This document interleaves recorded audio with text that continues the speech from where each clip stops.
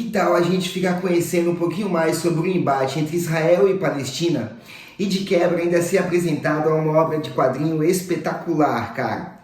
Sim, eu tô falando de Palestina do Joe Sacco. Senta aí que hoje a gente vai voltar a trocar uma ideia sobre quadrinho e filosofia. Eu me chamo Luciano e bem-vindos mais uma vez ao canal do Lúdico.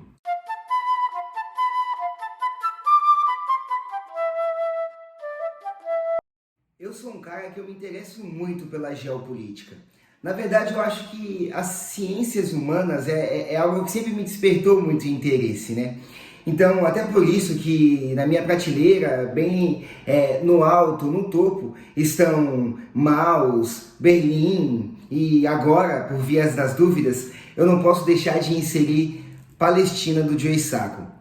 Eu tive a felicidade de ser apresentado a essa obra agora, esse ano, em 2021, esse lançamento que é uma republicação lançada pela Veneta, em capa dura, com papel couché de alta gramatura, e é uma obra espetacular. Eu não esperava que ela fosse me tocar da forma como ela me tocou.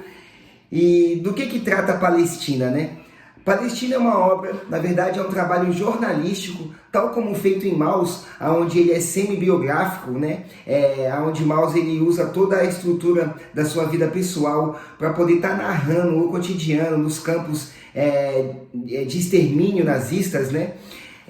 Em Palestina, o Joe Sacco ele também faz um trabalho jornalístico, onde em meados dos anos 90 ele vai passar um período na Palestina, ali ele vai entre Jerusalém e a faixa de Gaza, e é onde ele tenta retratar, numa obra em quadrinhos, o cotidiano dos campos de refugiados palestinos, ali nos entornos da faixa de Gaza, em Ramallah, em Balata.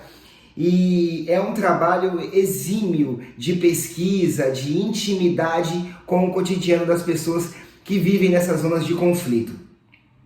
Mas antes da gente entrar de verdade nessa visita do Joe Sacco na residência dos palestinos que estão refugiados ali nos entornos da faixa de Gaza, seria interessante nós nos situarmos no porquê desse conflito, né?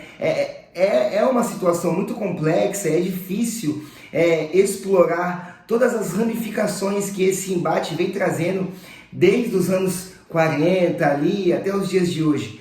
Mas vamos tentar fazer um apanhado do que vem acontecendo lá desde quando todo esse setor ali era do Império Otomano até os dias de hoje, onde tem todas essas divisas que acabam sendo voláteis, né, nesse território no Oriente Médio. Bom, ali onde hoje a gente conhece como Jerusalém, Belém, a parte da faixa de Gaza, Cisjordânia, Jordânia, todo esse local ele fazia parte do Império Otomano, né, que foi conquistado pelos turcos, onde o primeiro sultão, o Osman I, então todo aquele território, as pessoas que viviam ali eram os filhos de Osman, então otomano, né? Por isso que é conhecido como Império Otomano.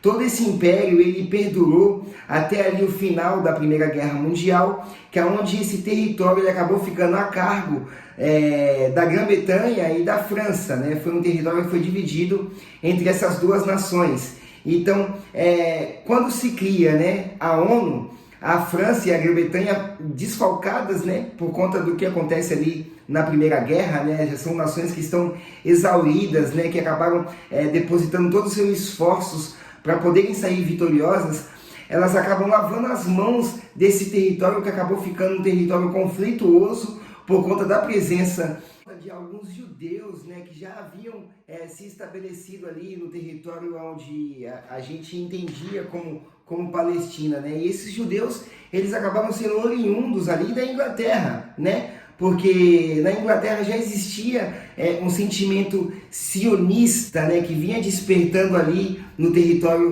da Grã-Bretanha, né? E o que é esse sentimento sionista?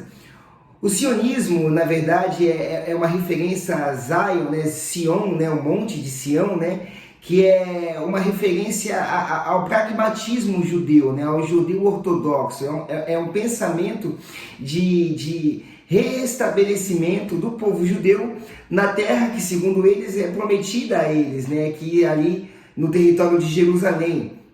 Então, a fim de abrir mão, né, de todo esse embate, a Grã-Bretanha e a França, eles acabam entrando em comum acordo, da ONU a gestão daquele território.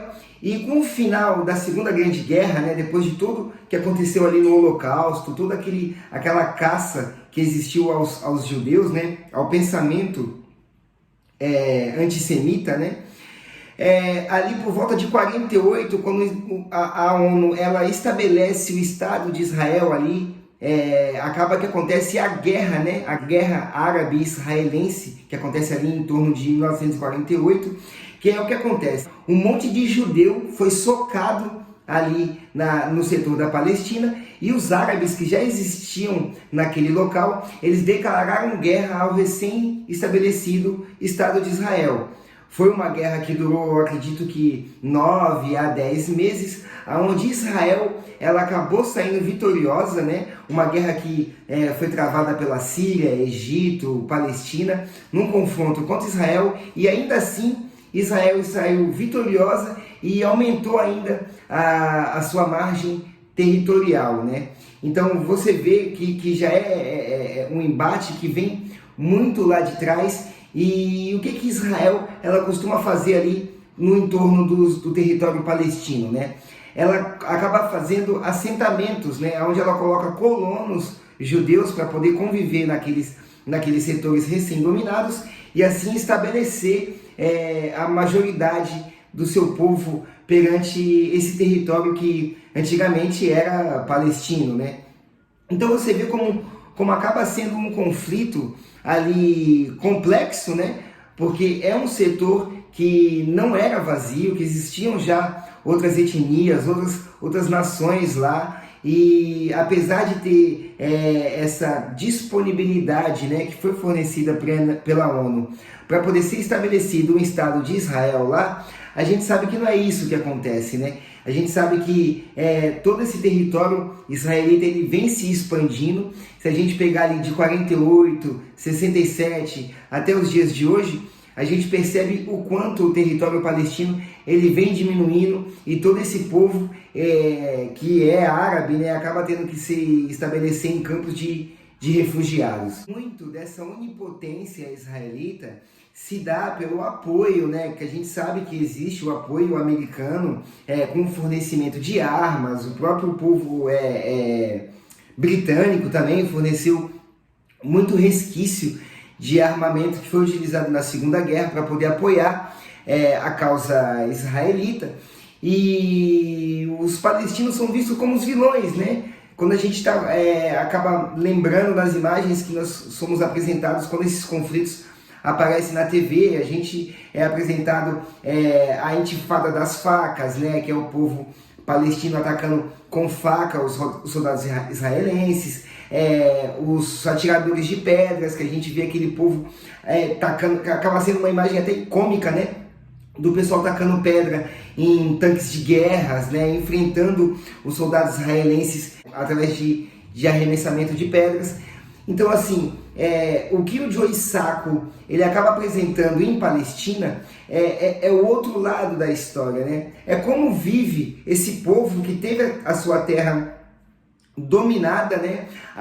Como vive esse povo que tem minutos para poder abandonar o seu lar, a sua vida e viver em campos de refugiado, enquanto uma outra nação, um outro povo vem demolindo as suas casas, matando os seus filhos para poder se impor num território que há 1000 anos era da sua nação, né? Então, o que o Joey Sacco faz é trazer uma abordagem intimista, mostrando o cotidiano dessas pessoas, né?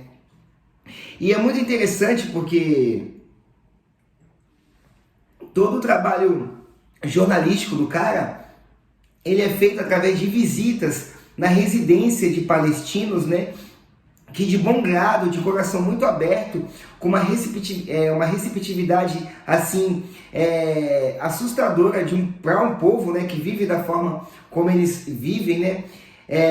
fazerem, né, tomarem iniciativas tão empatas, tão carismáticas, com uma pessoa que vem de uma nação que acabou apoiando, né, o povo inimigo, né, como os Estados Unidos apoia Israel, e esses palestinos ainda eles aceitam a visita de um jornalista para poder ilustrar o cotidiano deles para o mundo, né? E o que o Joe Sacco ele acaba encontrando nesses campos de refugiados, né? Eu acredito que toda a pobreza a que essas pessoas são expostas já não é segredo, né? Eu acredito que todos nós, quando nós vamos imaginar um ambiente de guerra, um ambiente de conflito, a gente já pensa que os civis, né, as pessoas que ali vivem, que não têm opção de viver em outro local, que elas já vivem num ambiente carente. Mas eu acho que toda a opressão que os israelenses eles impõem aos palestinos, para mim, acabou sendo a maior novidade em torno desse assunto, né? Assim, a capacidade de dependência que esse povo acaba sendo exposto a todos os recursos que são dominados pelo povo israelita. Então, o que a gente acaba vendo aqui em Palestina? A gente acaba vendo mães que perderam os filhos em embates que muitas vezes não foram iniciados pelos próprios palestinos, né? Mães que não puderam levar os seus filhos a hospitais para poder ter o tratamento adequado em conflitos que não foram investigados por eles, e a mãe tem que enterrar 2 filhos com uma diferença apenas de algumas semanas e tem que enterrar às pressas, sem poder cuidar do corpo do filho, sem poder velar. Pessoas que não trabalham, que não têm o mínimo direito a trabalhar, porque todo o acesso a empregos é doutrinado pelo povo israelense. Então, se você não tiver uma carteirinha que o povo israelense que o Israel está falando assim, ó, esse cara pode entrar aqui em Jerusalém para poder trabalhar, porque Jerusalém ela está separada, né, em uma parte palestina e uma parte israelita.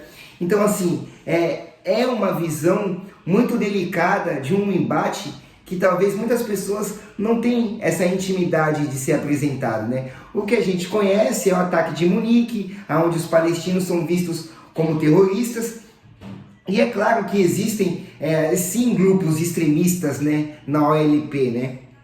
E o que é a OLP?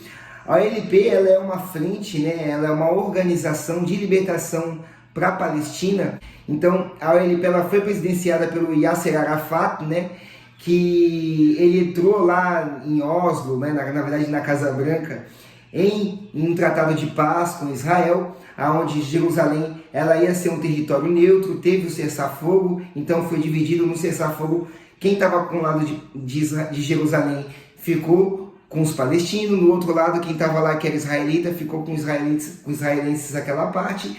Então o Yasser Arafat ele era o presidente da OLP, e na OLP ela tem ramificações, né, que são alguns grupos mais extremistas, como o Hamas. Mas só que a gente não pode pensar que o terrorismo ele provém só de um lado, né? Porque o terrorista de um acaba sendo um herói do outro. Então, não só os palestinos têm o Hamas, né? Como os israelenses também tinham o Jihad, que também era um lado, um braço extremista do povo israelense. E eu acho que esse embate, apesar de nós não podemos ver com esperança um tratado de paz que vai de fato terminar com esse conflito ali, eu acredito que Palestina ela representa muito bem o cotidiano dessas pessoas que vivem nesse lugar tão delicado e difícil de se levar, né?